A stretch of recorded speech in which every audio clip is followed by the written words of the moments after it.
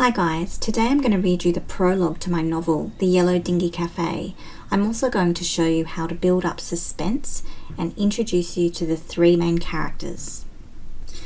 Cockatoos screeched overhead, a blur of ivory and gold. Jolting in her seat, Michaela gasped as splashes of coffee scalded her skin.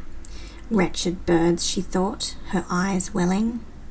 That morning, her two best friends had fled Sydney, and over the day loneliness had settled around her like a thick, impenetrable fog.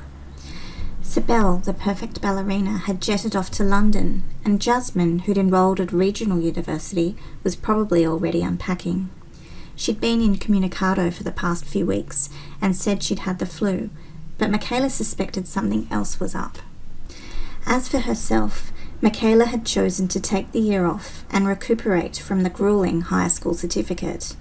She was more practical than academic and preferred acting in a play or designing jewellery to writing essays. Despite this, in the past year, her mother had banned her from treading the boards so she could concentrate on her studies. The problem was, Michaela didn't see herself working in a high-rise or becoming a do-gooder public servant, so what was the point? She wanted to do something that was financially lucrative, but she had no idea what that might be. Selling on Etsy had crossed her mind, but it sounded like a lot of hard work. Michaela drained her cappuccino, tossed the empty cup in the bin, and sighed heavily. Fishing out her keys, she wondered what the year would bring. Most likely nothing of consequence, except for a bit more hard cash from her waitressing job.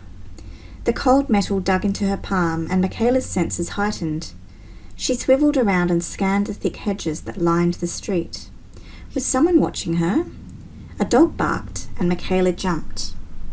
"I'm going completely loony," she surmised, jabbing the remote.